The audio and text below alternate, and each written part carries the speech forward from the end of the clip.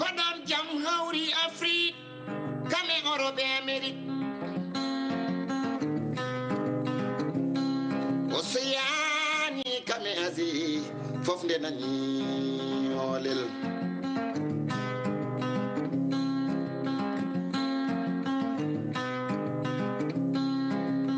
Olel pindi subaka law koy fudi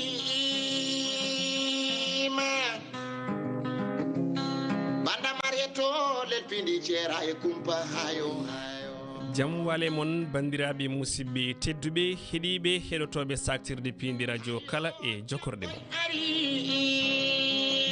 on calminama inde on manama e jettode sikki ala en garti e kattanɗe jomiraɗo joom baɗe bawɗi baɗowo ko wela eɗo wela ende wela eno welira gam humnude aadi tade woni fulɓe mbi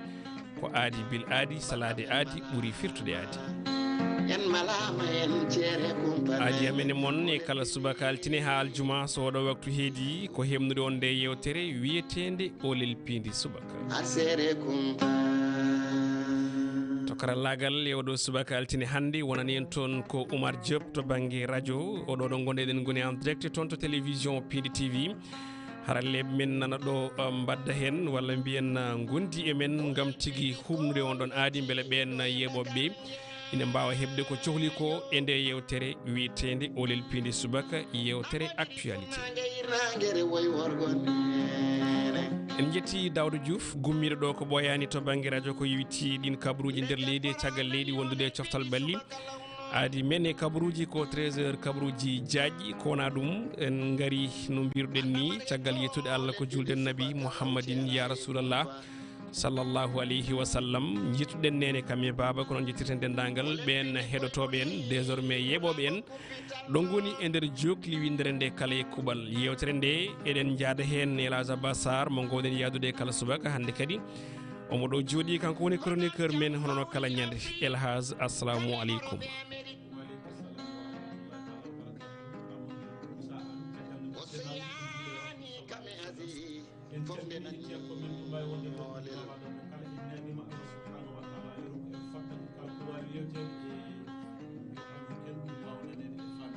Allahumma amin Elage golle ma jooɗi peewi so tawi micro mo kala souci kono minen kam min jogui retour tokoso mi anda holno mbaɗan toon en ha ɗum wawa rewde lawol Elage ko wona ɗum ko namdadema no wike no wayi toon to Kër Mbaye Fall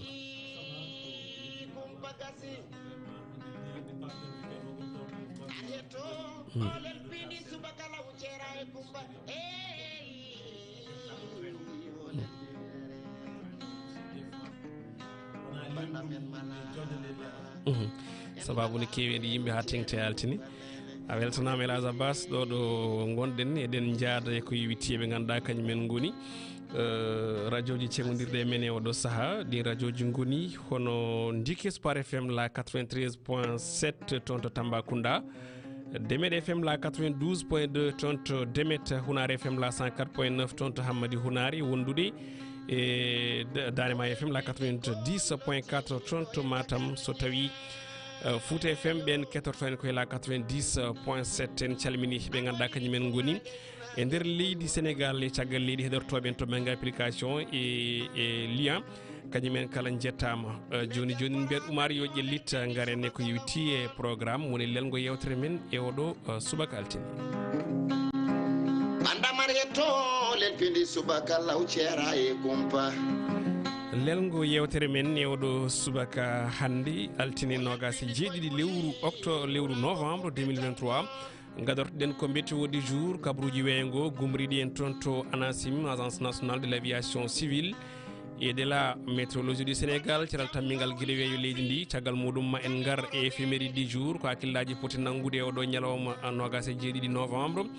pawen hen revue des titres ko sifa e kelle gadane jayndeji leydi Sénégal caggal muɗum pawen hen Olel bedda caggal Olel bedda gareten koye Olel diwan hono no kala ñande altini hande yonta ko toon to Matam jokkodiren e Gawus Diako caggal muɗum eɗen jogui koɗo oɗo siège mo soit o dañde joɗiɗo normalement so tawi yettima sanga 9h15 walla 20 mbawen bismademo o yewtida e bandiraɓe hande kalaten koko yewti ko e jiwteten e koɗo meɗen ko toon to Mauritanie nde tawno eɗen gandi ko janggo woni fête mabɓe e indépendance ko ɗo ni ndewaten garene ko yewti ko e on ɗon Olel bedda mo ganduɗa nayori koto banggue on ɗon fête l'indépendance Mauritanie tawi ko Mauritanaɓe koye mumen namda toon to Nouakchott e ballal Oumar Elas Thiam correspondant meɗen eɗen gandi laamu leydi Mauritanie koko ƴetti peɗital wasde mawninde on ɗon fête l'indépendance janggo sababude fitnaji ɗi fawate ɓen ɓesguli leydi Palestine koye on tuma noon Mauritanaɓe ɓaleɓe ne wayno beltaki e fannu o mayen jaado e mabɓe e ballal Oumar Elas Thiam caggal muɗum natnen yewtere men e koɗo men so tawi o yettima so ɗum ala ko actualité lomoto yolde e on tuma gudditen ɓoggol ngol bandiraɓe jokko e yewtere nde e 78 158 81 05 walla toon te Skype ko Piindi espace FM walla espace radio programme en ari ardi oɗo altini joni joni en mbiyat Oumar yo himnu en roguere men arwaniri nden woni météo du jour.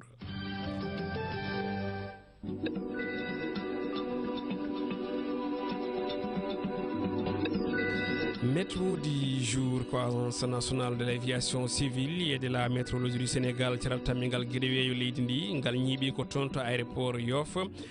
gontuɗo aéroport militaire kona ɗum ɓe kabri en wondi nguleki hande ma teske e capanɗe tati ha capanɗe tati e jeenayyi ɗum ko to banggue jokli leydi ndi kala e kuuɓal haysono tawi ɓuuɓol ngol ne wujje e subakaji ɗi puɗɗortoɗen koɗo iwro lamorko ngo Dakar e oɗo subaka altine fini ɗo ko 24 degré ma ñalde capantati degré toon to Thiès e Tivaouane fini toon no wayno ko 20 degré ɓenne ma ñaldu capantati tati Mbour ko falde nder on ɗon diwan ɓe piniri ko 17 ma ɓe ñaldu capantati nayyi Saint-Louis du Sénégal Bango ha toon to Dagana ɓen ɗon ne piniri ko 19 ɓe ñaldata ko capantati ɗiɗi degré Podor fin toon ko 17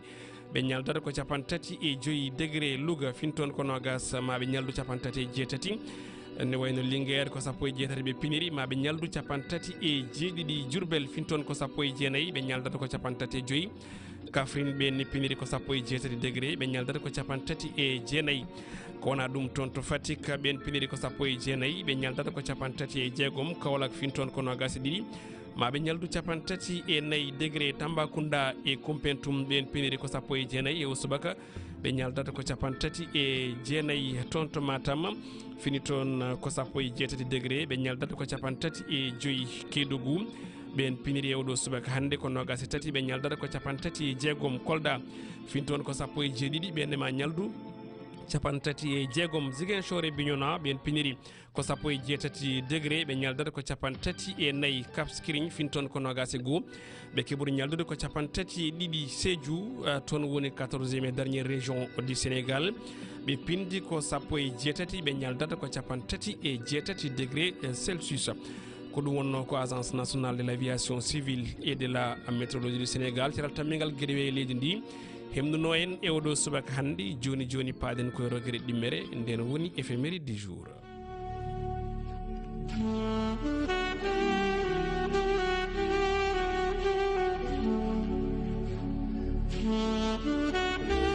Éphéméride du jour caggal nde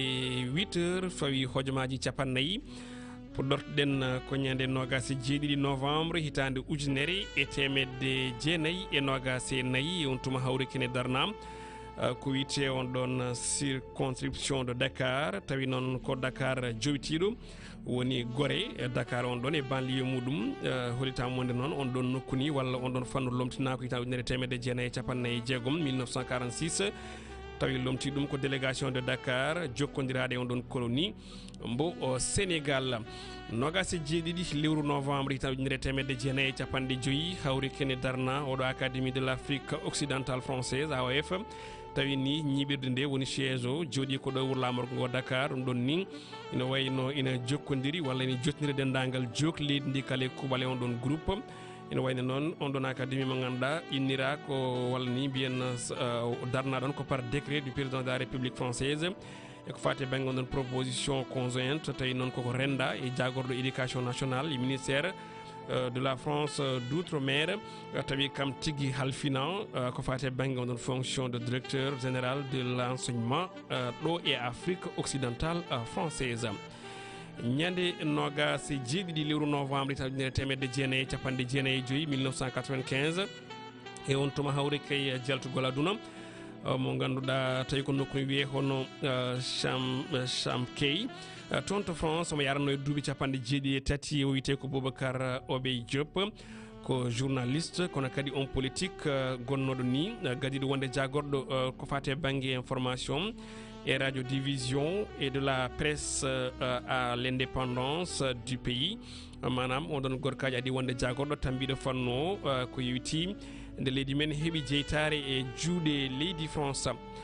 nogas e jeeɗiɗi lewru novembre hitande ujunnaje ɗiɗi l'an 2002 e on tuma hawri koye gonɗon seppo rewɓe ɓe Ziguinchor tawi noon yidde mabɓe wonno ko yo artu jaam duumiɗo toon to Casamance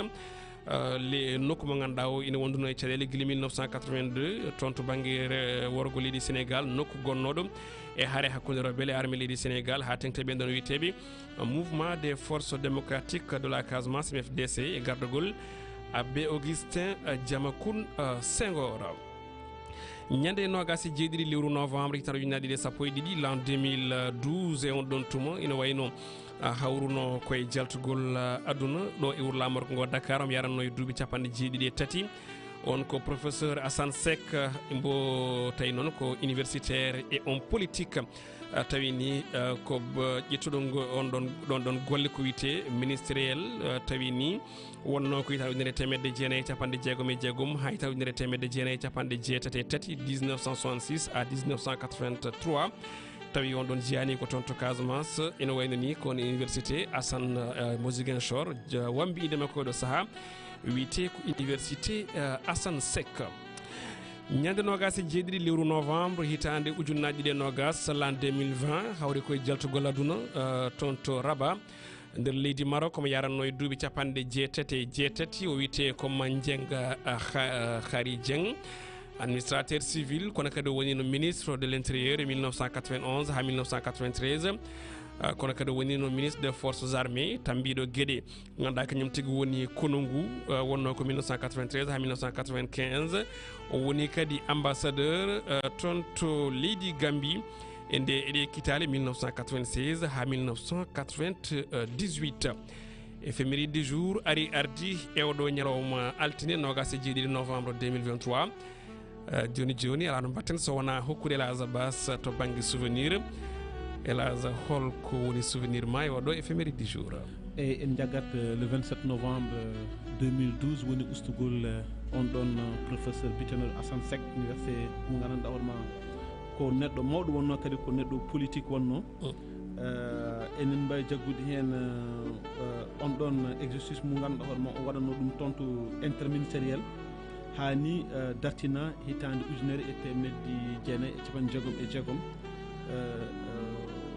kanko on ɗon kadi o jibna ko hitande ujunere e temedde jeenayyi e capanɗe jeetati e tati so tawi jumri ala hen toon to Casamance o wonino kadi parrain on ɗon université mo mbiɗa ma woni université bon mo Ziguinchor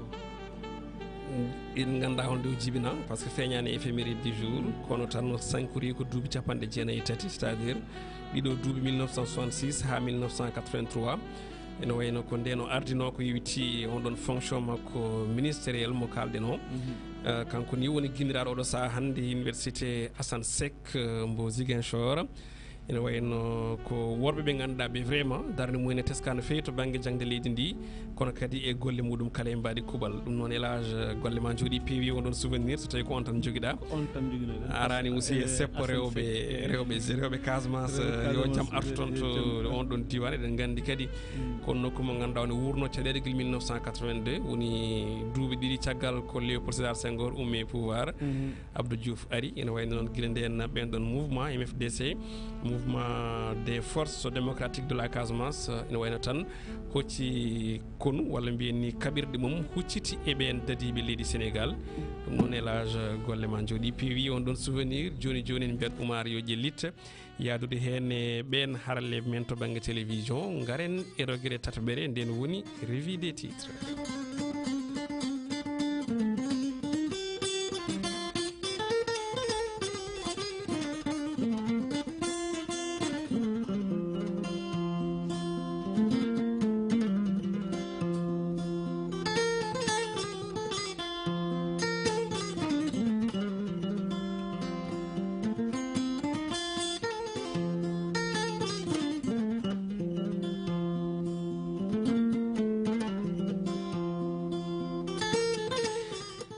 directeur fayi hojmaji capande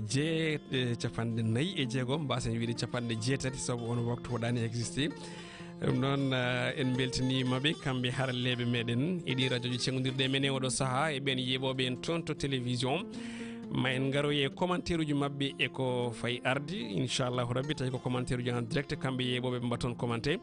ɓe mbawa kamɓe ne wayno addude jiyande mabɓe ko yewti fannu o Elage Abbas ene wayno eɗen tiimi e jayɗe sappo onon kala ñande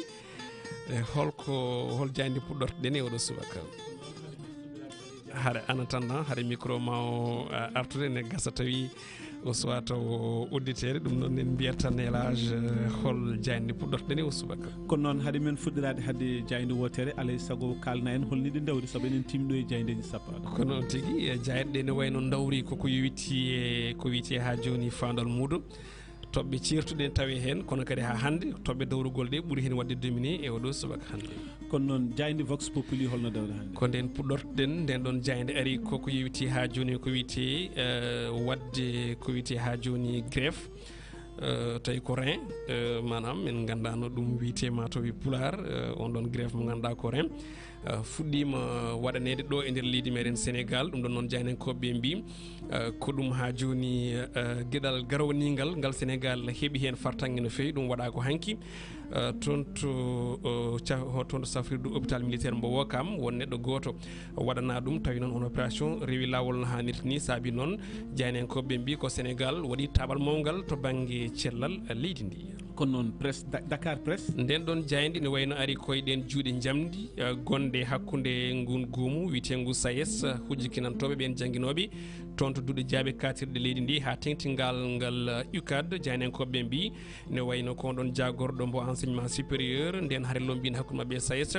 so renaki faya koye 3 novembre tawi ko ñalawma ɓe guinniri journée université morte manam tan on ɗon ñande ala foof cours godowo to banggue cours en ligne ɗin konngudi sifaji kala e hello mabɓe tati nder nden jayde Dakar presse écho les échos jayde les échos e oɗo subaka hande ne wayno ari koko yewti titre uji ɗiɗi titre gadano ne wayno ko hono examen du budget du ministère de la justice mbo maître Aissata Tall Sall jaynenkoɓe mbi ko hon ɗon jagorɗo tambiɗo gueɗe ñawoji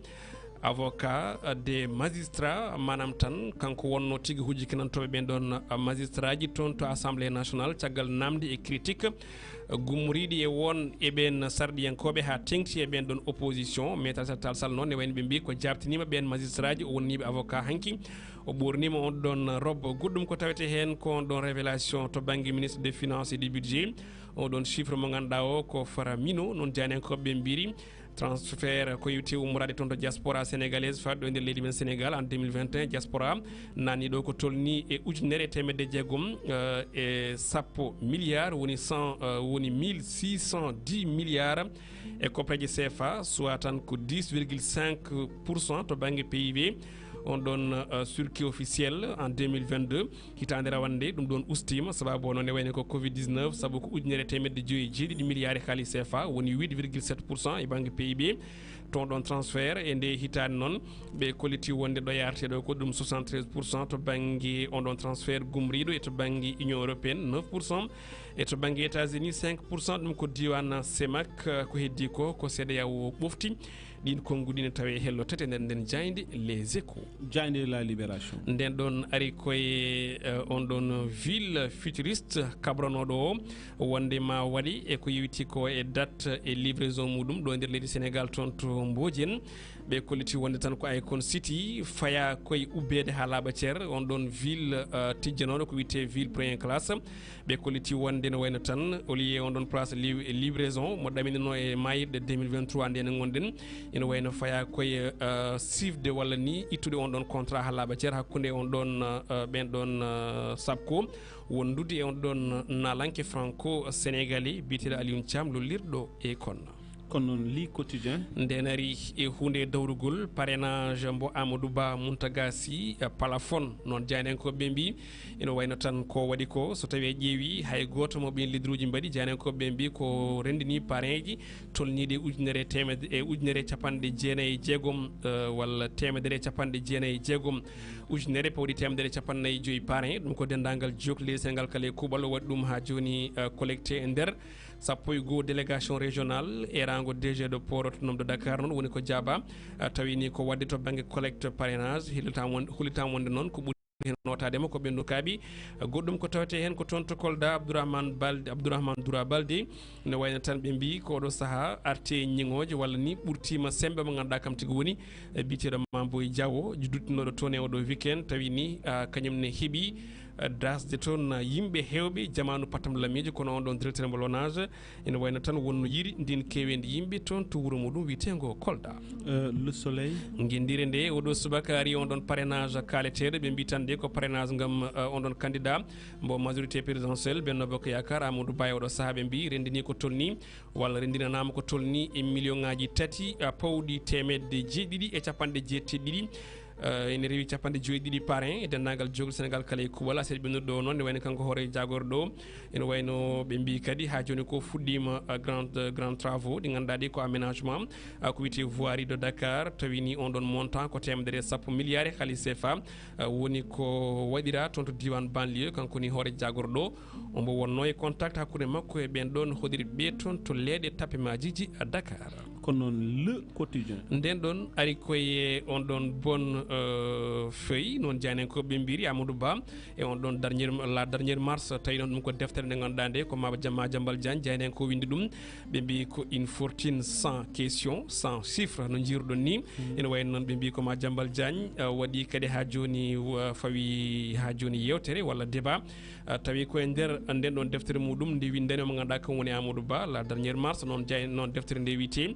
ɗin konngudi sifaji kala ne tawe e hello tati walla hello jeetati hello nayyi ha jeenayyi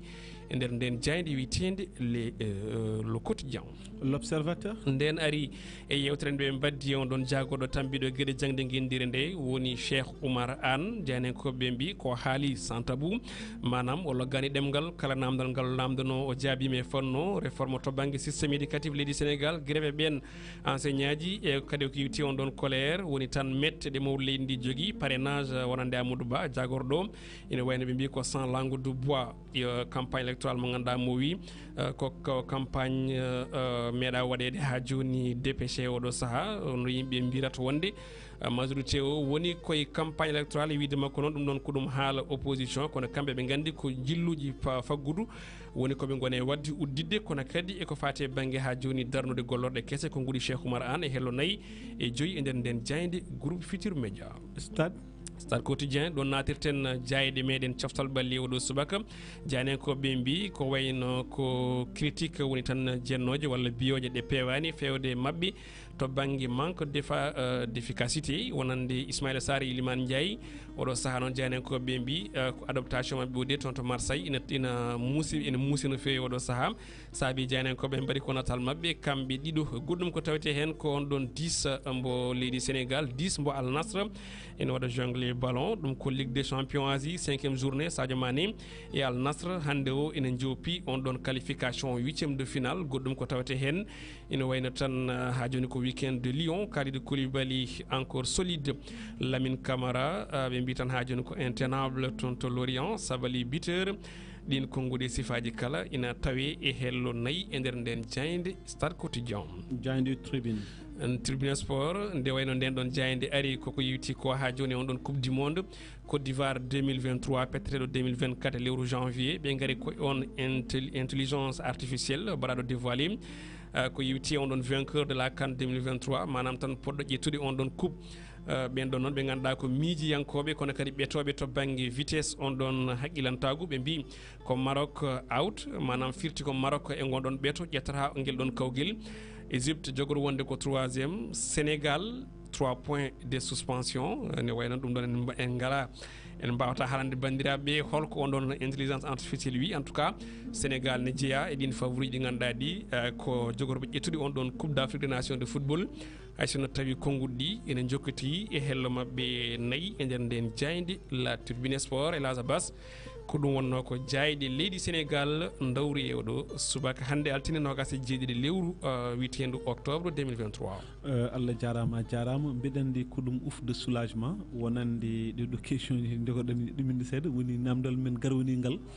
woni ko wiyete ko greffe de rein mo gandanɗa hoore ma ko caɗele wonno ɗo e leydi Sénégal hande so tawi wiyama e wonde ɓooƴe watti wawde wattede ɗo e leydi Sénégal holno jiruɗa ɗum ko hunde wonde fayida elage hunde gandande vraiment eɗen paami tan banggue safara leydi ndi walla safroɓeɓe nana ɓeydi yaaha wadde gueɗe e golle pattam lamiji manam jomumen ɗanaki jamma e ñalawma eɗen jii e ɗi dumunnaji walla e ɗi duuɓi jawtuɗi leydi men Sénégal nana ƴetti sembe doole kala ina watti ɗum e ko wiyete ha joni safara ɓesgol ɗi nde tawno gaga tan maade ɗin hôpitaux ji kono kadi ko waddude hen kaɓirɗe woni kutorɗe cafroje ɗe kono kadi aussi e yaadinde hen yimɓe ganduɗa ɓe ko haralleɓe no fewi to banggue cellal kono noon Allah jarama namdal men ɗimmal woni journée morte mo ganduɗa hoorema ina jogori waɗede toon to université Cheikh Anta Diop holko cikkuɗa ɗum ɗon journée morte so waɗama ko ɗum ɗon woni ko gandanɗa hoorema ko ina usta ɗum e nder leydi men Sénégal bon eɗen gandi ko juuɗe jamdita eɗen beela jani Dakar Presse nde no wiiri ni ko ɗum juuɗe jamdi hakkude ɓen SAES wondude ɓe ganduɗa kañumen goni tambiɓe jangde towde nde woni ministre de l'enseignement supérieur walla ministère de l'enseignement supérieur eɗen gandi ko hunde ganduɗa nden addi caɗele ɗi dumunnaji kala yo uddite cours présidentiel min jiiɗi ɓe jiiɗa cours mo ganduɗa ko en distance donc noon kamɓene koye haare mabɓe goni kamɓe tambiɓe jangde nde nde tawno eɗen gandi ko hunde nde constitution yamiriɓe soɓe beelama caggal préavis ɓe mbawi yuɓɓinde on ɗon grève walla hofgo juuɗe ko nandi hen wadde so tawi jomumen hankkadi ne ƴeewi ala ko woni darde mumen e oɗo saaha jabtade on ɗon jagorɗo ko wona ene wayno joni o wadde grève eɗen mbiya tan koye fodde mabɓe goni kono noon kam o wadde ɗum journée université morte mbiɗa sikki ko ɗum eɓɓore gam jabtade jagorɗo caggal nde toon to assemblée nationale wi wonde ni mbaɗat maintenir ko yetti koye guddugol on ɗon université saabu golle ɗe ko foti ko fewnitede ko nandi hen eɗen mbawi tan kadi aussi ko wawi hen wonde foof tan artata koye dow hoore ɓen ɗon jangguinoɓe bon yoni tan janggaka toon ko wiyete présentiel so wonti aussi hay en distance o woni to banggue ɗin ɓoggi karalla kese kadi ina yooɓe firti tan kadi vraiment ko caɗele ene jokkani on université Cheikh Anta Diop de Dakar beela sikkani aussi ko les pots cassés manam ko gandanɗa hoorema kewino toon e ɗum dumunaji ɓennuɗi ko ɗum woni ko gandanɗa hoorema laamu ngu ene tamti ha tiiɗi pour beelma wawa artude e ordre ɗum haalete c'est ça eɗen mbawi wi tan ko étudiant ɗi kañumen ngol kamen mbiyata wonde nana coño ko ndemani par ce que sa ƴeewi ko bonnano toon ko foof ko ɗum jibini sababu kaɗo haala nde tawno en jii ɓe mbi pour ɗum fewnite il faut milliard uji sappo e copraji CFA te woni koye fewnitede oɗo saaha ala bonnuɗo ɗum noon e tumamuya so wona ɗin étudiant ji ɗi ganduɗa ɗi ko murtunoɓe walla ni hawñitinoɓe e nder oɗon université Cheikh Anta Diop de Dakar wadde mataw mbiyen tan ko waɗɓe ɗum ɓe kañumen coñi ko ndemno coñni kadi ko ndemno ko ñammini ɗum ɓen ɓe ganduɗa ko kañumen goƴano ko ni ko yuti koye politique et manifestation ngaji eɗen mbawi wi tan vraiment laamu ngu woni koye hollirdeɓe wonde koɗon kala ko mbawɗon waddene paamon dernière décision ummorto koye onon pouvoir central kono noon wadde somi faami un décompte tout le monde paye c'est ça tan systéme de parrainage o en jii Mountaga Sy o telliniki no tourno e temedere e capanɗe jeenayyi e jeegom pawɗi ujunere taw ko parrain beela ko firti ko efficacité mo président de la république wiyatno e makko aɗa andi o wonino ɗo apix président wi e wonde kanko ko il est efficace o arti gay poro yimɓe ji aussi gollal ngal no wayi ɗuminde joni kadi e parrainage o systéme de parrainage o il paraît kanko waɗi plafonné pour l'instant c'est ça holko efficacité o woni ɗon walla ko hol secret mo cikkuɗa foti wonde ɗon aɗa andi Mountaga kañum ko neɗɗo gollowo déjà Mountaga hono makko ene moƴƴi e leydi Sénégal nde tawno neɗɗo o nafata o ñamitaki ko yartaki sona ligguey makko tigui eɗen paami kadi aussi gorkajo vraiment darde makko eɗen paami aussi golle makko o ɗanta ko mbiyeten jamma tellement ko ligguey makko ardini sa ƴeewi to nde wonno apix nde enen gandi apix sa ƴeewi golle kewɗe mawɗe e nder leydi ndi hande koye apix ene hen nden golle train express régional ene hen aussi BRT so tawi ko ɗi mbaɗɗen cité so tawi ƴeewi ko hunde ganduɗa nde vraiment ko hunde mawde no fewi donc noon eɗen paami kanko biteɗo ha joni Mountaga Sy golle makko makko e on ɗon efficacité makko mbo jogui mo holliri ɗum kadi aussi to banggue politique ɗum woni jejji ten saabu sa ƴeewi wadde collecté ko tolni 15 diwan délégué régional kadi daɗa kadi dendagal c'est à dire keeɓa ko heewi e diwan ma kono kadi balloɗa e diwanuji goɗɗi jubba ha ɓuura vraiment délégué ji fof hewde ɗon eɗen mbawi tan ha joni ko golle makko ɓe goni e yobdema walla ɓe jomimi ɗo saabu eɗen gandi politique ko yiyam mi yiyanma walla ko yiyam mi yima wadde eɗen mbayni Mountaga Sy vraiment ko gollo gaga politique o mbiyen to banggue jagol leydi ndi yesso omo waɗi hen jungo makko no fewi hande poroto noon de Dakar sa ƴeewi ko wayata toon ko golle ɗe vraiment ine ɓeydi hakkadi aussi yarude yesso no hannirta ni kono noon kanko Mountaga Sy enen mbawi quand même settanademo ko gollotoɗo par ce que président de la république e hoore muɗum ko kañum dérivi hono makko ni weeɓani e directeur généraux ji par ce que à chaque fois kalno totta gollal ngal o foti wadde omo heewi wadde ɗum no hannirta ni walla o adda ɗum ni avant l'heure mo ganduɗa heure mbaɗaɗo prévoir o adda ɗum ɗum noon aussi vraiment so waɗi temedere e capanɗe jeenayyi e jeegom pawɗi taw ko ujunere vraiment enen mbawi wiide ko gollal badgal fayda noon Amadou Moussa Allah jarama a jarama elage golle ma jooɗi peewi 9h fayi hojomaji ɗiɗi en mbiyat technicien men Oumar yaadude e ɓen ɓe télévision yo ƴellit garen bismade koɗo men o yettima joni joni studio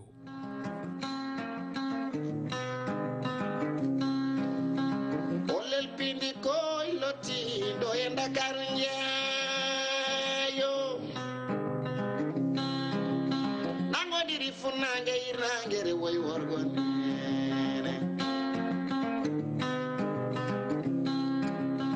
nde diaspora nani Olel Piindi subaka lawno Piindi radio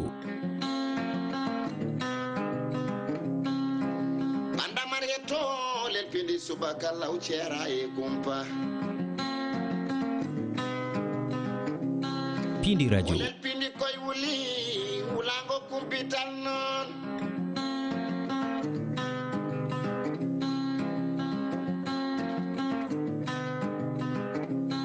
kodon jam hawri Afrique kame Europe e Amérique Océanie kame Asie fof nde nani Olel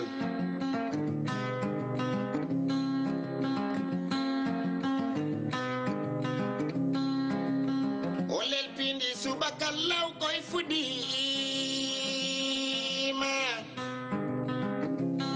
banda marieto Olel Piindi ceera e kumpa hayo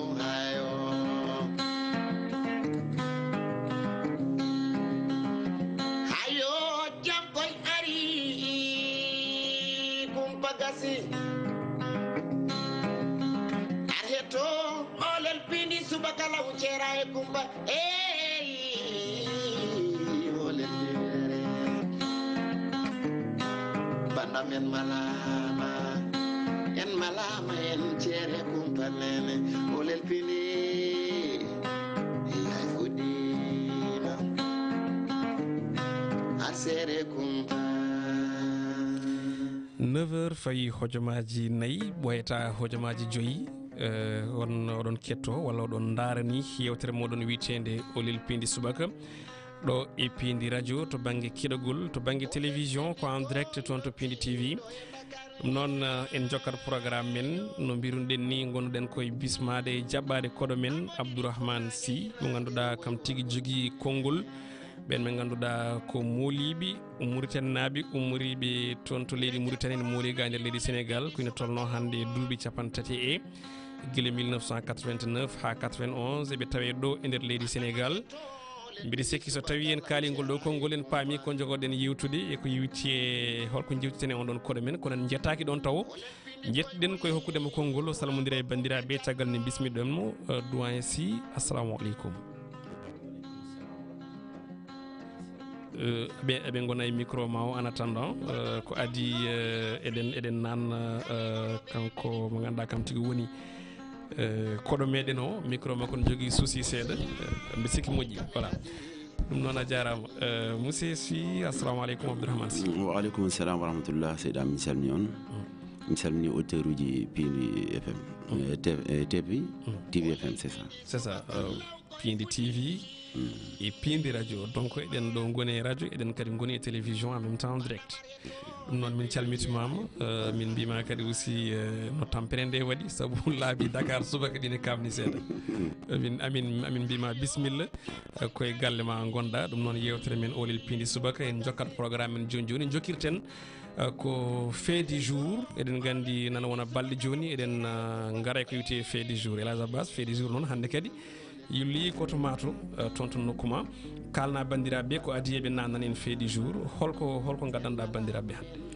eyyi gaddanɗen bandiraɓe ko gueɗal ngal gandanɗa hoorema hande ene woni gannumo toon to diwan Dimat walla mbiya arrondissement Thily Boubacar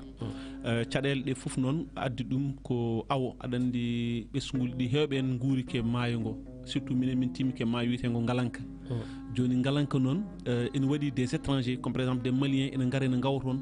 taw ko façon awo taw ko illégal joni noon ɓe pormi fedde nde noon ko kañum rewinto ha wawa vraiment hollidde ɗeɗo caɗele laamu ngu ɓe gulli noon ɓe goyi laaɓi limtinɗi vraiment yooɓe balle on ɗum fon par ce que kamɓe ɓe gawirta honda noon donc pourquoi des étrangers aussi ene gara en dokke autorisation walla en dokke permission mbawa awirde honda noon caggal mum noon ɓe jokkodiri préfet le sous préfet walliɓe quand même hokkiɓe autorisation kalte ɓe jii gueɗe mbaɗ noon yooɓe keptu ɗum ɓe gadda comme ça duppe ɗum woni ko gawirɗe ganduɗa hoorema gawirɗe kamniɗe gawirɗe kamniɗe ɓe soɓe ƴetti ɗum ɓe mbaɗe nder ɗum ɗo li kon tokson porkon kon jibinde pour mbawa wadde reproduire ha yimɓe mbawa dañde goɗɗum hay ɗum ɗon natti wadde joni donc ɗum woni gandum mawɗo hakkude e nder arrondissement Thily Boubacar vraiment ɓe wonini ɓe gooƴo ɓe mbi e wonde pourquoi pas ɓe goytotako ɓe kulliri ɗum vraiment mema ɗum saabi woodi mo jewtidɗa kanko woni holon en jewdi hen ko ɗiɗo hen goto woni président mo ganduɗa hoorema ko kañum woni joguiɗo alhaali kala ko fati e ndenka maaje ɗe o wiyete ko Aliou Hammadou Gaye wondude Ousmane Ndiaye walla Sambo Ndiaye kamɓe ɗiɗo dañi yettide ko kamɓe kettorɗen joni e ballal Oumar Diop fait du jour assalamu aleykum on bandiraɓe assalamu aleykum on CLDP arandi haala ko président CLDP arrondissement Thily Boubacar adjoint makko ko Malick Ousmane min kalat noon ke nder awoji bonɗi batteɗi e nder ngalanko miijiɗa bongo ngalanko kala awo ngo miijiɗa bongo ina awe hen belma haɗɗum CLDP o waɗirano ko pour belma haɗɗum pawɗi e nder joyi pawɗi joni e ɓen e nder hen dernier ala foni mbaɗani bara cartouche o barasuji mbatte e caali ɗi soko ndiyam in naat barasuji mbatte hen soko ndiyam in yalta ko barasuji mbatteno barasuji ɗi ko minen jahat min luum otuji min jaa min mbarto e barasuji ɗi min gat jakni amen min ndendini han jakni amen min kalani sous préfet Allah waɗi situation on min kalani sous préfet ƴetti commission situation on wayni min ƴetti commission min jaade adjoint sous préfet kalɗo malien en gonno e awoji bonɗi jiidani malien en ɓe min jottime mumen min kaldi mumen arrondissement dutti nodda ha jotti arrondissement in wonde service de pêche minen jaatno kalda dutti nodda ha ɗo e arrondissement kalda caggal ko ɗum firti ma won nawgas caggal ko ɗum firti ko ma won nawgas e jeetati suuka min gaddi ɗin suukaji goni ɗumin nawɗi foore duppa minen ñaagui laamu ngu e joni noon ko minen ñaagui laamu ngu e autorisation uji yimɓe ɓe responsable tuuji ɗi yo mballa amen e kuugal ɗum ɗon hon ittire nokku soko wona ɗum ina wawi jibinde probléme encore maire e nder hen encore maire min jeeyi ha toon min kaalen ɗum situation o e o waɗi hen effort uji ɗo fotno wadde rutti kadi no wiyamen oto enen ɗon e Allah waɗi noon wonno liggey o oto ko liggey laamu e min donki hebde jot taw ko mbo wone commission uji kono kanke hoore makko kadi o tini suukaji ɗumin gaddoy ɗe ɗumin ma won 3 fois eyyi ko noon tigui wonno ko fait du jour no jirɗon ni Elage min jettimi on ɗon fait du jour inchallah ene gasa ma en garoy hen wadde décortiqué no hannirta ni kono noon mbadden hen koye temps joni o en jewtat nde ɗon toɓɓere paaɗen koye Olel diwan hono no kala ñande altini jaten hen koye Gawus Dia ko mo ganduɗa kam tigui jodni en toon to diwan o Matam kala altine kala o artanen e ko witi ɗen ɗon gueɗe ɗe ganduɗa ina ɓuuri toon mantinade woni toɓɓe ɓurɗe jojude to banggue actualité kanko Gawus Dia ko noon kanko jokkodirten jiiɗi ɗum noon nene gasa tawi jaltaɓe heeɓidima o mona e ɓoggol ngol jaltaɓe assalamu aleykum aɗana en direct Piindi radio et TV jam wali ceerno Amadou mi salminima juurimama matam yaltat ɗo seeɗa ɗum ɗon manki réseau seeɗa bisimilla pourtant amin nanma no moƴƴi eyyi bisimilla wadde moƴƴi mi salminima juurima weltinima salmini denagal bandiraɓe Piindi radio e Piindi télé tagui kamɓe kala ɓe keeɗima e oɗo saaha mi wiyataɓe darma kono kam minen aɓe daara min ɗum noon bisimilla jaltaɓe holko ɓuuri jojjude walla mantinade toon to diwan mo Matam e nde yontere nde ɗo yontere dillal ngal ko gotal tan ɓuuri mantinaɗo ɗo henɗo ko jillu fondation Ceerno Walla Ndiaye e gardugol Abdoulaye e gardugol Abou Ndiaye mo ganduɗa hoore makko kañum hannde jogui hoolare e Abdoulaye Madina Gounas ko oɗon jillu hannde ɓuuri tektuɗo e nder diwan Matam Ramou Sarr mbeɗa wawi artanden ngun jillu sababu muɗum eko heeɓi hen waɗede eko diga waɗede eyyi e nder nguɗon jillu sababu mum wonno e ɗiɗo balɗe garane walla ɗiɗo lebbi garani ɓe dokkilino fodde wonde nogas e tati forage e nder leydi Sénégal ndi e mbaɗi coppitinde ɗiɗon nogas tati forage noon ɓe garno ƴewde won hen gasɗi e uddi he won hen ganduɗa hoorema ɓe ƴeewa hoto toro gollumen tolni ene jeeya e gasɗi ɗi woni fummi haara dembuɓe ɓen forage mum udditama keddiɗi ɗin noon goni koye lawol kewɗi hen kadi gasi ene ɗamina ɗo e Dumunna Dabbo maɓe gartu jillu goɗɗo pour uddide ɗiɗon forage uji kono kadi won woɗɓe kadi ñaguinoɓe jammaji ko nandi hen ɗum kadi ɓe gara kadi ɓe ƴeewa kadi ɗum hoto yarata ko heddi ko noon won kadi forage uji goɗɗi fodde 50 forage walla 50 forage goɗɗi mbaɗaɗi e nder sakkos wiya Abou Ndiaye o wakko pour totti ɗum Mauritanie e Sénégal ɗum waɗi e jillu hikka ngu caggal nde ɓe mbaɗi banggue Sénégal ɓe garti ha waali jantan ko ɗon ɓe lombiri ɗo waali ɗon woni sababu ɓuɓɓol maɓɓe ɗon ko ɓenne mbanno ɗon no centre santé mumen gila 2020 ɓe gafno centre santé o kono noon koko jañño ko goto kono yo gas caggal mum ɗi jokkodiri e Ablaye Madi Gounas Ablaye noon yamiri fondation yo yarno e Abou Ndiaye kañum ardi fondation ɓe jeeyi toon to waali jantan e on saaha noon nde ɓe gaari ha waali nde ɓe jii centre santé o ɓe mbadde maire o batu kañum e yimɓe muɗum ene waɗi kadi jumaji goɗɗi fodde jumaji ɗiɗi goɗɗi poɗɗi fewnide kadi ɗon e nder waali jantan ɗum fof jaɓanama ma pewni so tawi Allah jaaɓi ko ɗon noon kadi seeto kadi yimɓe ɗon fayi Bedenki fayi Sinthiane Pallal fayi Gurel Ceerno arti kadi fayi Ɓoggel Fadoua fayi Fimbo to Fimbo ɗon noon woni juma mo ganduɗa ko Ablaye Madi Gounas kadi mano oɗon juma kono noon Fimbo naɓeɓe kolliri juma o fof e hewde kalis matam juma o sifa on wayni yoɗaniɓe fewaniɓe kadi soroji ko soroji ɓe kolliri kadi aɓe jiiɗi yo fewnide ɗum waɗi kadi on juma kadi jeytama kadi e pewniteɗi ɗi ene gasa mo bilte ha laaɓa ene gasa mo firti ha laaɓa kono wawade fof kam ko pewniteɗo firti tan ko oɗo saaha hannde o Fouta Sénégal e Fouta Mauritanie hakkillaji mabɓe natti wonde hay hunde natti wonde hay goto e sa renaki ni ɗo e Dumunna Dabbo so tawi ngallo jaɓɓal ene jokki ma yi politicien ara e nokku ronko jaɓɓede walla ronko haaldede nde tawno golle ɗe ko puɗɗi jiiɓade no fewi no fewi kadi ko ɓuuri ko hawnade hen Abdoulaye Madi Gounas wi ko sohlani hello sohlani buuba sohlani yiyede jarama sohli tan ko duwaw kadi waɗani politique waddani hay politicien goto hay goto kadi jingganani hay goto mofani hay goto kadi o moltaki mum pour yidde walluɗum walla goɗɗum kala ko woni politique eko woni peccor eko woni leñma ko yiɗa wadde sa hen janggo e jaam politicien ji kewɗi ma gaari wuuro noon ko jaɓɓede saabu potoji nan hen kewɗe hen portuji kewɗi gasanomo ɗo hen ko kanko woni jokkiɗe ɗum Abou Ceerno Amadou Moussa sa fuƴiɗi gom Abou ala probléme par ce que mboɗa andi ɗe balɗe fof gonduɗa koye Alaji Abou Ndiaye kadi mi yi sehilma Mané mboɗa andi hikka weltima e tourné o hikka weltima weltima belde seedam ɗum noon jaltaɓe mataw ko ni foti toon to diwan mo Matam waɗen ɗo kondiren aadi altine so Allahu lamɗo jaaɓi so Allah jaaɓi inchallah Allah jarama on jarama mi salmini bandiraɓe beltinimama kono noon en jarnimo kanko jaltaɓe mo ganduɗa kam joɗini en toon to diwan o Matam Oumar golle ma jooɗi peewi e complicité ma joni en nannat walla paynirogere men koɗo men woni invité du jour o yettimomo ɗo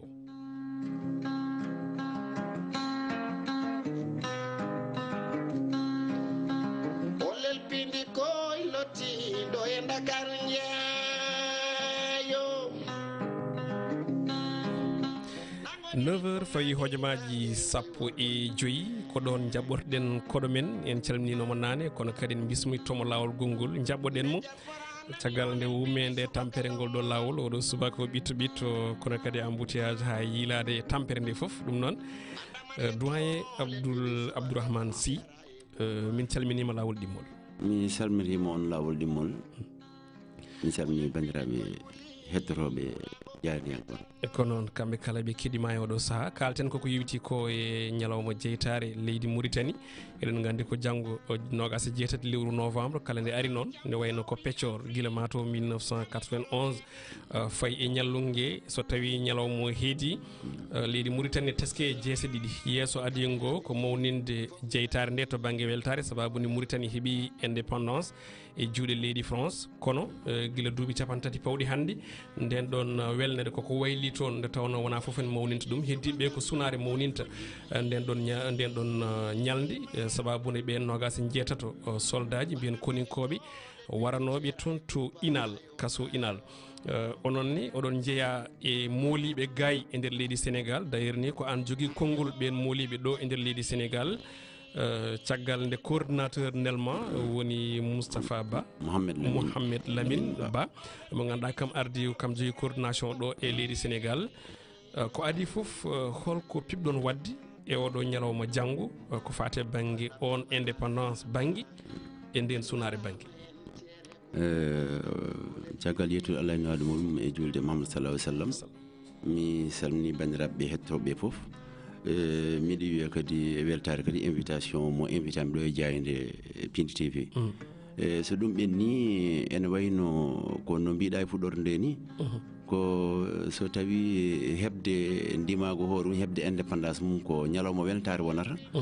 ɗum mataw natti ko ɓooyi ma won duuɓi 33 hannde to e Mauritanie sibu ɗum Mauritanie leƴƴi gon toon ɗi ko Haalpulaar en e Jolfuɓe e Sarkulleɓe e hunde Bamrankoɓe e Safalɓe ko leñol keddugol ngol rewɓe Safalɓe woni ɓe kalfuno hanke woni hardaneɓe hannde ewa ɗum noon so tawi woni kamɓe ɓe puɗɗima wadde leñamago gila 1966 ha ene defe eɓe mbadda hen eɓe ɓeyda ha yetti 89 ɗo ganduɗa hoorema ko ɗon haqqillaji fof ɓuuri tongade ko faade baɗare e lebte e leñamago ganduɗa hoorema ko ɗum laamuji Mauritanie gila Wuldadda ha Wulsale ene wayno ko leñamago tan wonno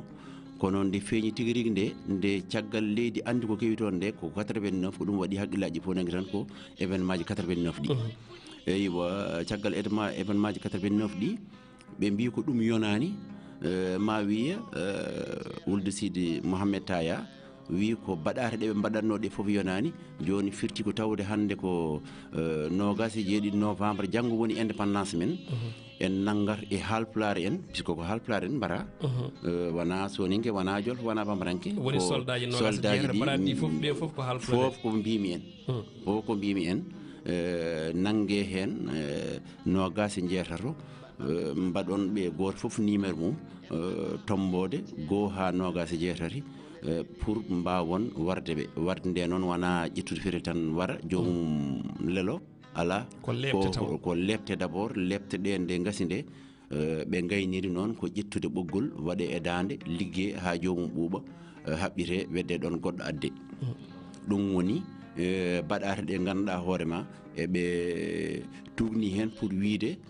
ma wiye kadi arti hen pour wiide aduna o e safalɓe ɓe aha min nde ko ɗum ɗo woni cadeau amen e weltere e weltare ñalawma indépendance woni comme no sar jamma julde taske walla suba julde taske layyade ni ko noon laamu Wultaya waɗirno e ɓeɗo nogas jeetato yimɓe ɓe ganduɗa hoorema ko puutankoɓe ko wiyoɓe mbiɓe kañumen foof manam guila nden feere joni a haali woni duuɓi 33 onon ummiɓe toon to leydi Mauritanie mooliga e Sénégal e Mali e sous région o guila duuɓi 33 fawde joni ko holko mbaɗɗon pour ɗum ɗon wawa hebnede lawol ɓen wonnoɓe ɗum aussi nangue et puis mbawa ñawede eyyi ko waɗa ko nde wonno lawol ngol ne juuti guila baɗare ɗe mbaɗi ene wayno ɓe waraɓe ɓe nogas jeetato ɓe suddiɓe men e ɓiɓɓe men mbaɗi pelle pour andinde aduna o fof ko waɗa toon ko pelle ɗe hannde ne keptina ɗo ha Europe ɗo ha États-Unis ko woni association veuve et orphelin ɓe ngannduɗa hoorema nana nakjot hay indépendance oɗo so jurnima laabi nakjot hannde ɗo jiiɗa fof ko ferlaji daari pour wiide hay goto meɓe watta manifesté andinde yimɓe ɓe e aduna o ko worɓe maɓɓe mbarano e oɗo weeyo nogas e jeeɗiɗi fayi nogas e jeetati ɗum noon kamɓe ɓe mbaɗani feere indépendance e kollirta kamɓe ko sunare maɓɓe ɓe kollirta aduna o fof ko sunare maɓɓe e ko waɗano ko ɗum noon ko ɗum woni ɗeɗon caɗele ɓenne nani hen e liggo minen ne guila min tacci ha joni emin jogui ɗo pelle joyyi ɗen aussi hen wotere ko flamme nana caggal leydi ene jogui ceerno wayno leydi ene liggo won Europe woni États-Unis e ko nandi hen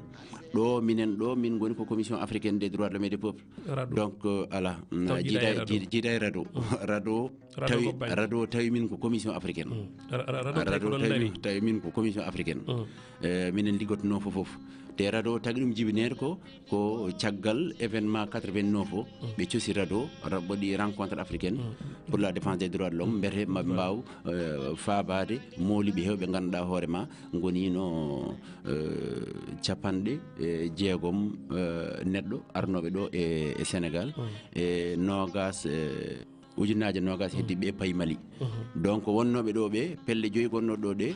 ene pelli ene mbaɗa hitande fof 9 avril woni anniversaire événement ji ɗi pour wawde hollidde aduna o fof yo heeɗo wasa yejjidde fedde darnide haqqe moliɓe haqqe aade woni MRDS kam mbiyata mouvement gonɗo commission africaine o kañumen kadi ene potta toon hitande fof laabi ɗiɗi délégation ngaji 52 états africain ji ɗi donc ko ɗum min ngoy lawol tan min gonno pour wawde andinde leyɗele délégation ngaji africain ji ɗi fof duuɓi capantare ɗi fof ko hitande fof eɓe kaala ko emin kalnaɓe ko woni Mauritanie emin waɗa rapport amen hitande fof pour tottude commission africaine ɗum noon ko ene wayno dal ko min jooɗaki guila nden ha joni wonɓe Europe ɓe kadi ko noon fedde rescapé en ɓe ganduɗa hoorema wonnoɓe canal no wiyete prison inal ɓe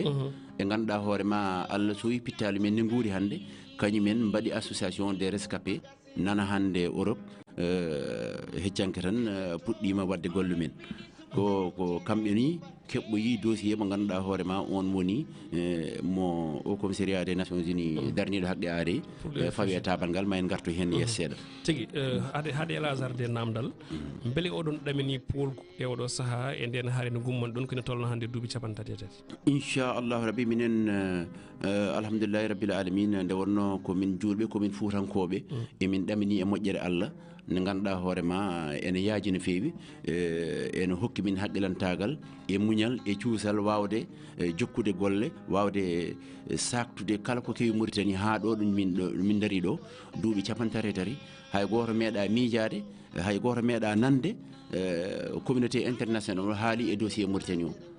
caggal ndeke événement 89 waɗi ɓe nulde affaire ngaji mabɓe consort pour wallude yimɓe yo gara Dakar walla Mali hay goto nanani commission no yiyete communauté international haali e dossier Mauritanie haali mbaɗate batteɗe Mauritanie ɓe hay goto mabɓe haalani ko hikka kareeli duuɓi 33 ɗi tagui Nations Unies toɗɗi leyɗele 4 e aduna o foof continent ji joyi ɗi foof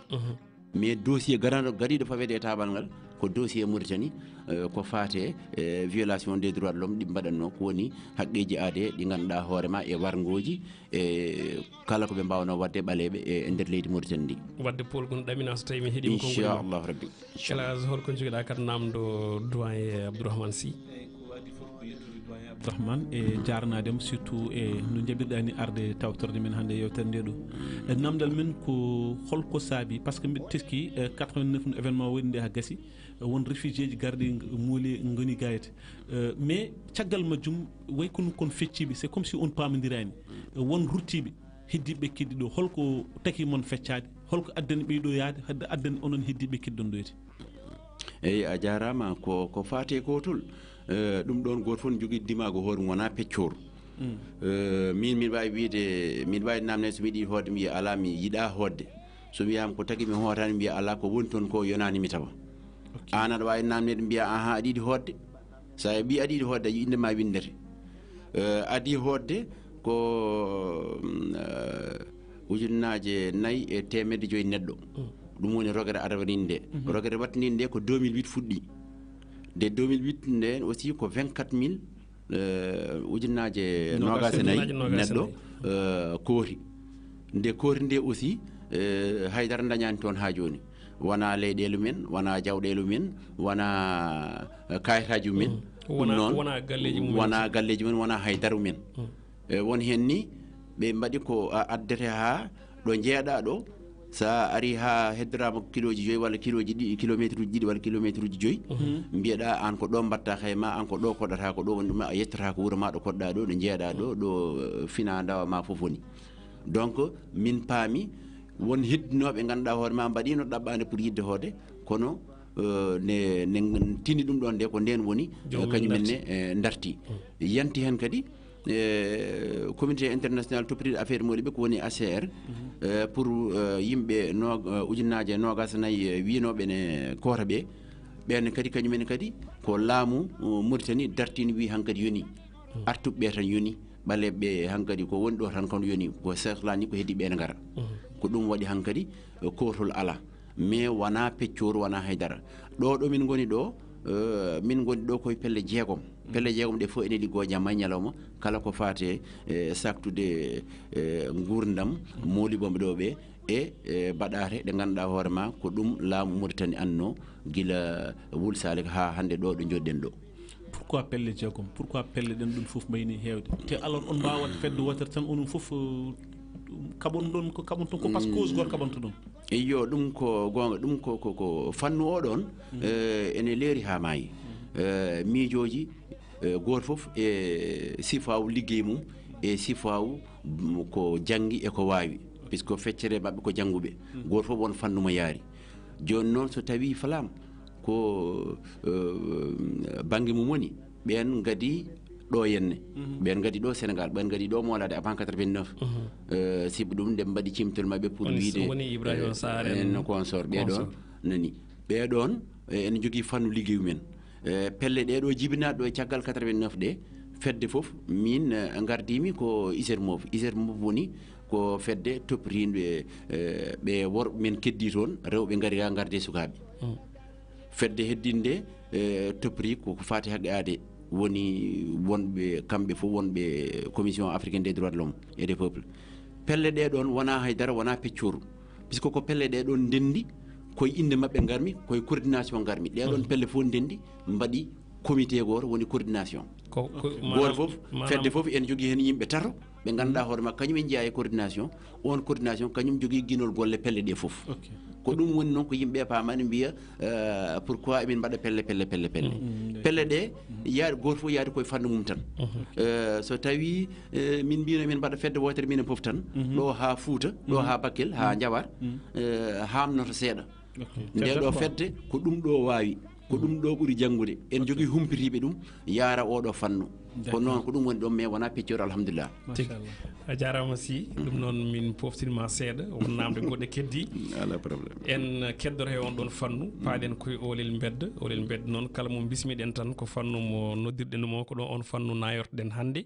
jilloyɗen ko toon to leydi Mauritanie leydi ma bien sûr ɓen ɓe ganduɗa ko voven woni ɓen wasɓe hen joom galleji mumen kono kadi ɓen aliyatimeɓe kaali micro Oumar Elas Thiam correspondant men toon to Nouakchott keɗɗen koɓe mbi ko adi foof eko yewitti eko leydi Mauritanie ɓami pellital mawninde walla wasde mawninde on ɗon ñalawma janggo 28 novembre sababu o ko caɗele gonɗe toon to Palestine keɗɗen on ɗon micro trottoir toon to Nouakchott. ko jiim ko hanke conseil des ministres en muusimi sabu ɗum holliri mataw minen min jeyake leydi Mauritanie tawde ɓiɓɓi Gaza mbawi hande dartinede fête indépendance wiyam watta par ce que palestinien en piya en bara en bada fof min do bib men bibbi leydi mak kanko président Kaswani bibbi leydi mak enen do en bara hande duubi capantati hitande fof 28 novembre ko waybe sabu wayi ko besmuji men pourquoi kañumen ne mbadantaki tan hitande wiye ndedo hitande Mauritanie fetta indépendance à cause de bib men waranobe odo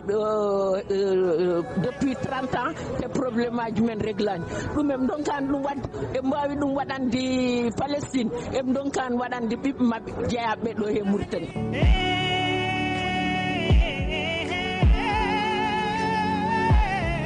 kono noon tan mi sikkiran ɗum yejjitaki ha laakara lewru wiyetende novembre so darima ko haqqillaji fof darto hay goto jottako wona warnaɓe tan wona taccinaɓe tan ko leñƴi ɗiɗi fof darto ne mbayno leñol ɓaleɓe fof ko kañumen darto ndenta pour wadde hunde dillere par ce que ko 28 novembre ɓe jaggi tan e dow beelam mabɓe ɓe guitti nogas e jeeyata to yimɓe ɓe mbardi ɗumen ni hen yidde fedde tan e jeytare mabɓe ko ɗum donc minen jinnaɗa min ko hen jeeya donc min mbiya tan minen amin noddi yimɓe foof min mbiyani ɓaleede min noddi ko Mauritanie foof yo gar ñande nogas e jeetati walla nogas e jeeɗiɗi galle nen Houleye eɗen mbaɗa ɗon silque deftere jangganno témoignage mbaɗe ɗon photoji e dakke ɗon sen piiɗi subaka noon woni subaka 28 novembre o yimɓe jaaha mbaɗa marche goto mawɗo ummade yimɓe pottat ko place liberté to e d' assemblée kesso o ɗon yimɓe pottat so yimɓe pottiɗo gummiro ɗon garta galle mawɗo fedde nen Houleye ɗo eɗen gandi ko nayejo o wawa yaade donc kanko ko ɓiyi ko wara hen yimɓe fof ne gandi o natti wawde yaade donc ɓiyi ko wara hen eɗen ñaagui noon yimɓe fof yo gar yimɓe potta place liberté fof gummo toon gara marche eɗen jogui foroje men eɗen jogui banderole men en kaɓaka noon en mbaɗani haydara ko marche pacifique ha yimɓe jettoto galle nen Houleye ɗo yimɓe kollira mettere meɗen woli jali so wona mo yeli dañata ko ñaami so wona mo yeli dañata dole ko wiyete 28 novembre nani ara bandiraɓe yo mbat feere jalta yen gandu ɗiɗo musibaji baɗɗi ala bawɗo yaltande hujjaji meɗen so wona enen so bandiraɓe noddama yo noota ay hulde reedu haɗata mayde neɗɗo sa moftima e suudu maɗa wiide jilotoɗa ko jaam yo taw gandanɗa hoore maɗa dañi jaam sa moftima suudu maɗa ganduɗa a wi ko jaam woni toon ma men nde gandanɗa hoore ma musiba o dille tawiɗa hay nder suudu ma pooɗeɗa jaltinɗa piyeɗa mbaɗaɗa no mbaɗen ɗen ni ɗum noon bandiraɓe yo mbat feere tinno e koye men jalta gara gandanɗa hoore ma ɗeɗo caɗele ko enen tan mbawi reglan ɗum koye meɗen.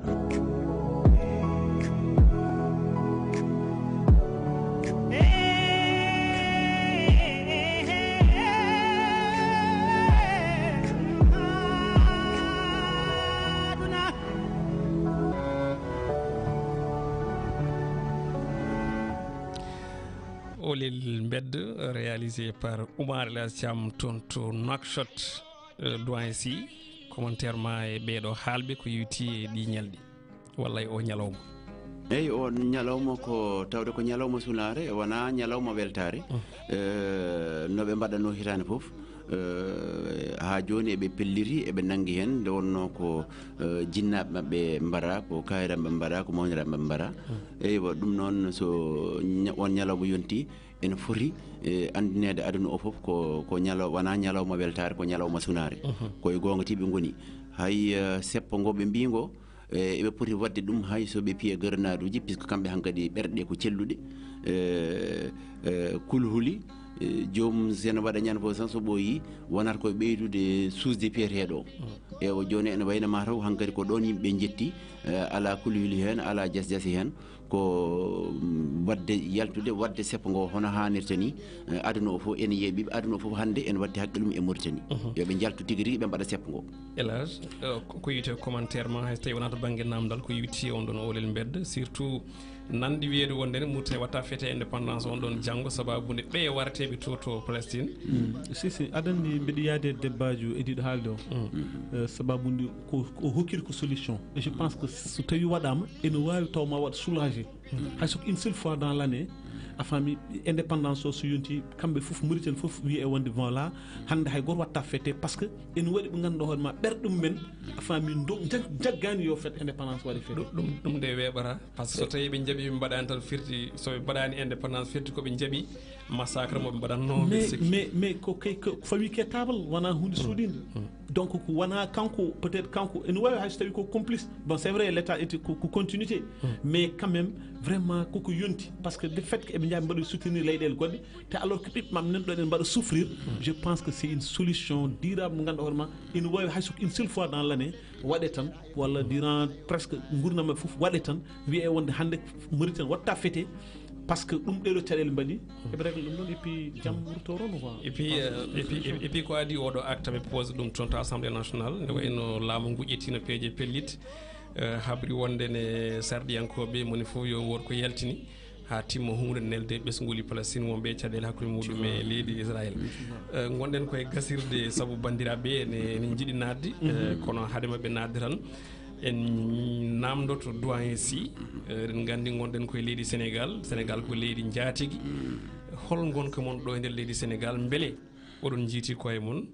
walla wonko jiɗɗon ɓuura ha ko watte ko eyyi caggal ɗum ɗon mi arta seeɗa e miijo oɗo ngo hokkiri ngo ɗum ene wawi wonde solution kono noon laamiɓe rewɓe ɗo ɓe foof aswani kañum ɓuri manquede pinal ko fate relation internationale sibu ɗum feete indépendance lebte baɗade leydi gondi fotani hadde yimɓe ɓe wadde feere ngo comme no tiniri e ɓallu men ni donc ɗum o ala droit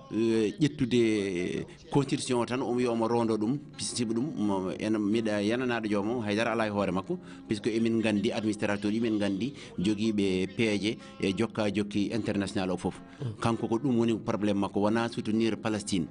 ko haydara o anda d'abord c'est le plus nul des présidents de la Mauritanie so ɗum ɓenni mi artay namnal ma namnal ngal woni ko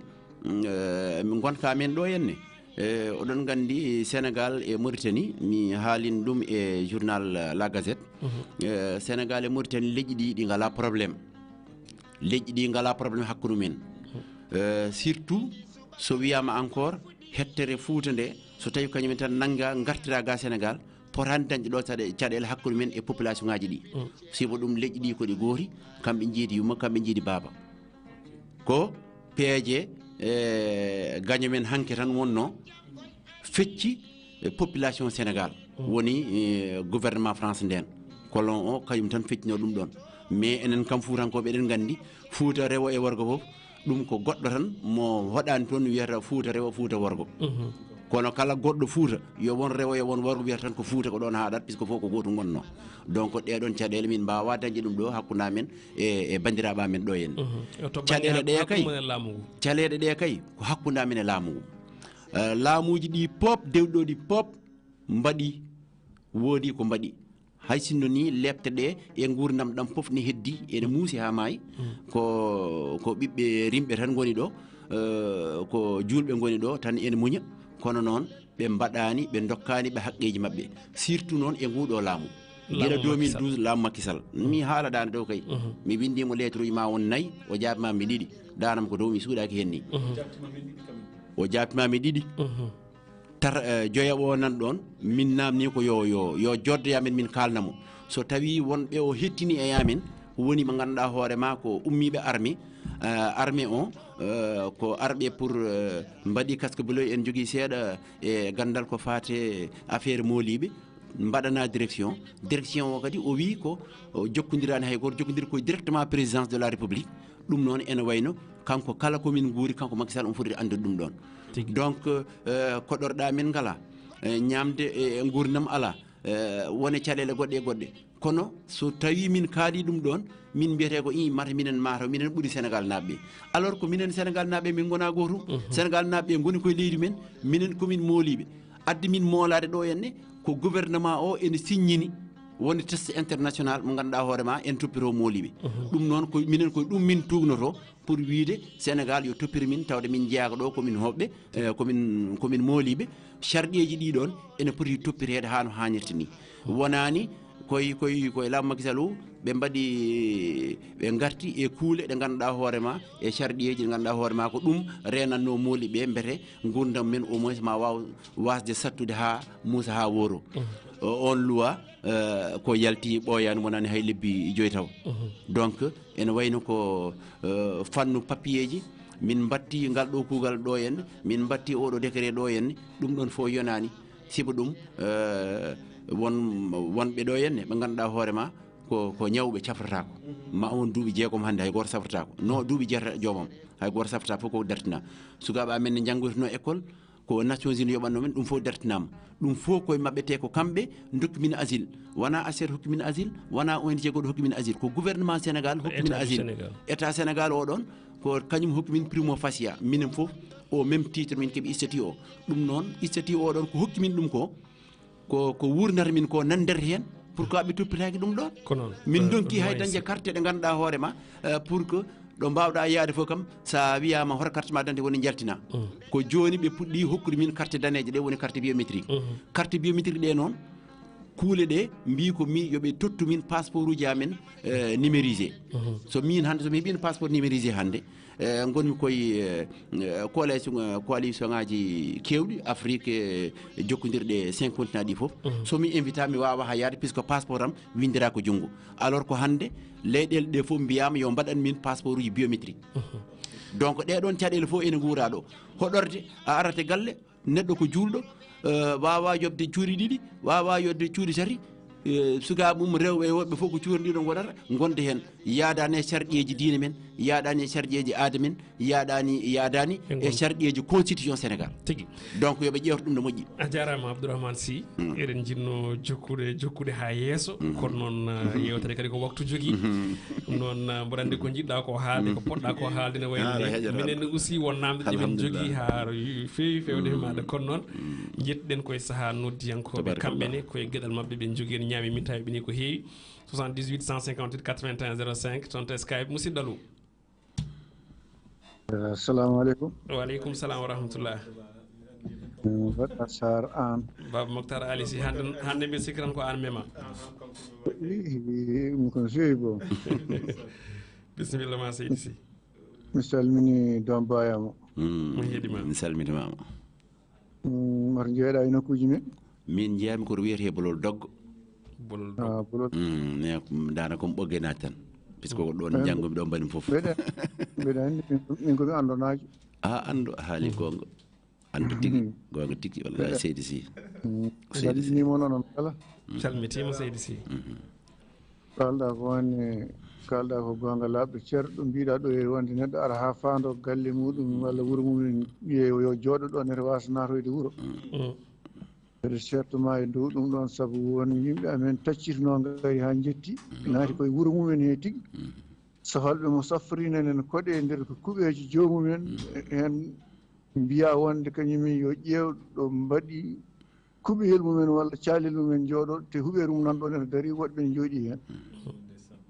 andi kay ko boni ɓurani ɗum ɗon ene min mbeɗa wawma settade ɗum ɗon ko heddi ko kadi ne to banggue ko Mamadou Moussa an wi ko wonde yo yimɓe pawo e toɓɓere ko e yimɓe meɗen ɓe kaali ko e caɗele baɗɗe ɗe hannde ko tagui histoire o ne waɗi ko ɓen ɗon ete caɗele mataw kamɓe ɓe kontani ɓalejo ko neɗɗo ɓe konti ɓalejo tan ko wona neɗɗo ko rawaɗo saabu min mo kaldron ɗo e rew mbeɗa warana yimɓe jeegoma kono noon haɗani kamɓe ɓe ñaama ɓe jara ɓe piija ɓe jala ɓe mbaɗa feetuji mabɓe holko jeeyi dalila ɓe mbaɗana Palestine naɓe ɓe mbaɗana ɗumen sunare enen ɓe mbaɗanani meɗen sunare mata enen en gona julɓe hawni ndeysaan min somi nani ɗum ɗo mbeɗa welto arama weltorako de ala fotan weltade yo yimɓe jeegoma motani ni ɓeɗe haala e heddiɓe kono Baydi Alassane Ba kam ganduɗa hoorema douanier to Darel Barka on kam mata goto fof ne andi ɗum wallahi garam oɗo hono ganduɗa hoorema Ba Souleymani Moussa on kadi ne ko marinier on kadi mata goto fof ne andi ɗum wallahi aɓe keewi Baydi Alassane o e nenam jiidi baba goto Ba Souleymani o bamum e nenam jiidi baba goto gasi ka memaɗo tigui a memama tigui événement o mbimi ka memaɗo tigui oɗo événement jam min kay ko memade no feewi no feewi no feewi wallahi ɗum noon min calmini min jarani limtude tan kono noon kamɓe mataw koɓe kersata sinno koɓe hersanoɓe ɓe gonno ɓe mbiyata ɓe mbaɗana woɗɓe ɓe mbaɗi ko ɓuuri bonde ko ɓen mbaɗi ko gonga seydi Sy jarama Baba Mokhtar Ali Sy toon to dowlaji dentuɗi on noddirten 78 158 81 05 allo a jarama de allo a jarama hasiya terminal bisimilla mbaɗon tambere alhamdulillah allo wi aɗa hetta aɗa hetta bandiraɗo siddo ne jogui probléme retour surtout heɗoto en koye radio ngo 78 158 81 05 walla toon to Skype Piindi espace radio yewtere moon Olel Piindi subaka assalamu aleykum wa rahmatullah waaleykum salam wa rahmatullah salminima seydi an Sarr salmitimama salmini Sy no feewi il est parti lui aussi bon parce que mi famani mi anda ko to mi anda ko ga on goɗɗo jettiɗo musidɗo allo assalamu aleykum wa rahmatullah wa aleykum salam wa rahmatullah Amadou Moussa no mbaɗɗa aɗa selli bon 78 158 81 05 e jaɓɓirɗen mo gaye numéro musidɗo allo on calminama on juurama kadi on beltanama min calmitima ko ardi foof koɗo hade o salminama kadi o juurama salmitima on juurima on ko haali ko kadi nanama famama heddi tan mi sikki mataw batte ko affaire Mauritanie ko waɗi faare Palestine ko e ƴeewi tan mata ko banggue affaire nguru ngu tan banggue boɗowol ngu tan ganduɗa hoore ma tan yiiɗi jinggoyde toon kono kam so wonti kom ko fonno wadde ko kam waɗani ko fonno wadde ko eyyi ɗum kam ko fonno wadde ko kam ɗum ne fungi e yimɓeɓe fof nan pawi en guiru men heddi noon ko onon dariɓe ne kaaɓe ɓe tan wiyete ko tan yo Allah wallu on beele ganduɗa hoore ma mbeɗa moon keɓto ko kaɓete ɗon ko amin min duwata tan yo Allah wallu on hen hunde fof kadi ko seese tan kadi yarete kala ko ganduɗa hoore ma rewa woppaka wasatade ɗum feewi inchallah eyyi ɗum noon mi salmini noon kadi mi salmini kadi jogorɓe arɓe ɗon ɓe ne wonde hankkadi tan kadi affaire ɗe ne faaɗi jarama wallahi hande ne faari ma gaccon hakke tan a jarama Ibrahima Sangoɗo ambassadeur toon to Skype Piindi espace radio bisimilla allo assalamu aleykum waaleykum salam wa rahmatullah Moussa Bassar on calminama calmitimama calmini koɗo gonɗono ko Saydou Bardi Saydou Bari no kay hayɗinaɓe man kiɗimi yewtande waɗi fayida no fewi bisimilla ma Bari bisimilla ma Saydou Bari ɗen mbiya tan Allah hokkin denke kisal e teere leyɗele yimɓe fof amin amin ɓay ko musidɗo haali o noon min guinjimi décret wonde lamɗo leydi wi seeɗa indépendant à cause de Palestine mbimi ɗum kam ko wonde yidde wonde jambur ha ɓurta wadde ko yidde wallude kadi ha ɓurta sabu Palestine naaɓe nan ɗo hen on sa wonno ko lefta ɗum on indépendant jongi soit hay umno mais yimɓe ne puɗɗi nan leydi leydi Saydou elle nande ɗi en catti de nande ɗi en catti seeɗa ɗum noon min ñaguima yafuya 78 158 81 05 musidɗo bisimilla allo calmini en juurima allo bisimilla ma hol musidɗo to noddirta en calmini en juurima en calmitima en calmini hettiyankoɓe fof en calmini koto moto inde yettode noddirta kadi ko musidɗo ma Mamadou Yarba to jaam kayen bisimilla ma seydi ba machallah mbaɗɗanaji so o haali haala jurminni ka haala kadi gandanɗa hoore ma haala gonɗo ka min kam to banggal hooram événement Mauritanie Sénégal wonno koye nden jeeyami hay haala événement wota mi yiiɗa hakkille makko mi nde tawno koɓe mbaɗi ko kamɓe tan mbawi aɓe mbaɗa affaire juulde kam walla l'islam ɗum kam fotani haalede saabu juulɗo ɗiɗo ko juulɗo wona jaggude neɗɗo tan ligga e ɓuggol waɗa ɗum waɗani wiyani hay hunde waɗani wiyani juulɗo kam wona ɗum koti wadde neɗɗo wadde kamɓe kam juulu kam ɗum fotani haalede hen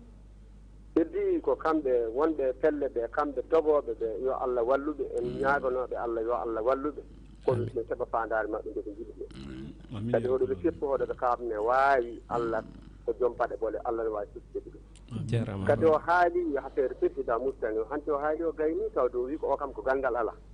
gandal kam to ala hankadi ala ko neɗɗo wawi wadde ala ko neɗɗo wonani neɗɗo taw ni saka noon o waɗa hunde sabu neɗɗo so woni anda hay hunde wonani neɗɗo taw saka waɗa hunde sabu neɗɗo wiiɗi neɗɗo ko andude hunde wawde hunde wadde bawde firtude hunde ɗum wi neɗɗo so wona ɗum kay neɗɗo o wonani neɗɗo wadde kanko firtiɗawo kam ɗum kam mata ko Allah ne waɗi ko ɗon kono kanko kam o wonani hay hunde o wonani neɗɗo sabu sen ƴeewi ko waɗa e nder Mauritanie ko no wayi hewde ni o jogaaki mustinare o ƴeewata ko leyɗele goɗɗe ɗeɗo hono waaji jaltuɗo wi ko ɗon mataw wonko boɗeejo ko ɗum ƴiwi kanko wadde ko gandal woni ko ala e makko kono gandal wonno e makko neɗɗo ko neɗɗo a jarama Mamadou Yero Ba waktu koko timmi hanki ɗen ɗum noon min ñaguimi yaafuya no feewi a jarama en jaakimomo yaafuyede tawno waktu koko huuɓi ha laaɓi ceer ɗum noon eɗen jafnoɓe kamɓe kala saabu en leeli uddide ɓoggol ngol ko yewtere nde sifori noon hannde koɗo men o kadi aussi eɗen jinno hokku ɗum konngol hay sinno tawi eɗen nganndi ko tiimi ko fof gasani donc ndeborden hay sinno ko 2 minutes ƴetten battidiɗo e ɓoggol doyen si jaɓɓon jettiɗo jaɓɓon eyo bisimilla ma allo allo bisimilla allo bisimilla min keɗima allo emin keɗima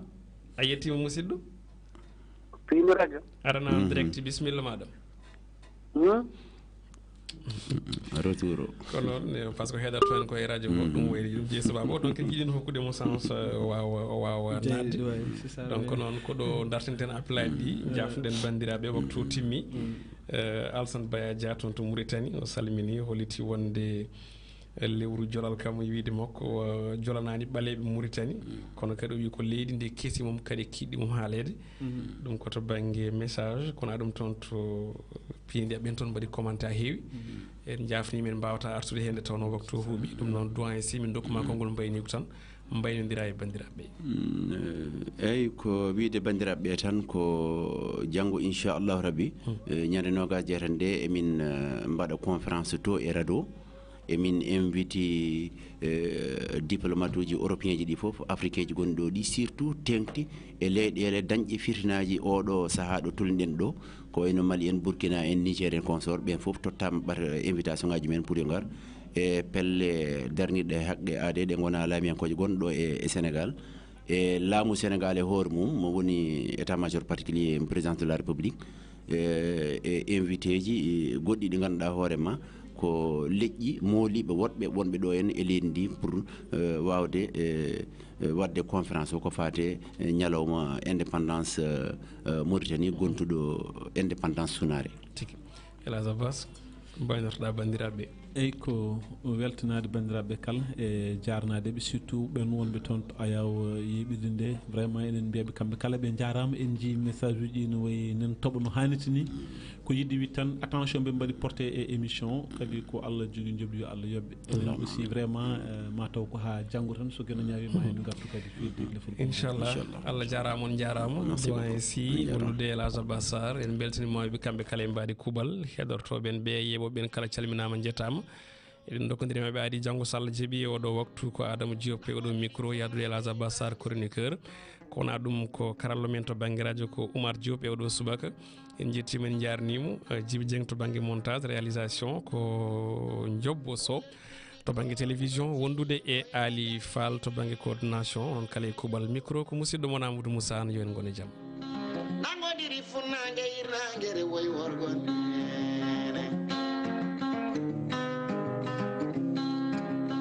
nde jaspora nani olel Piindi subaka law noon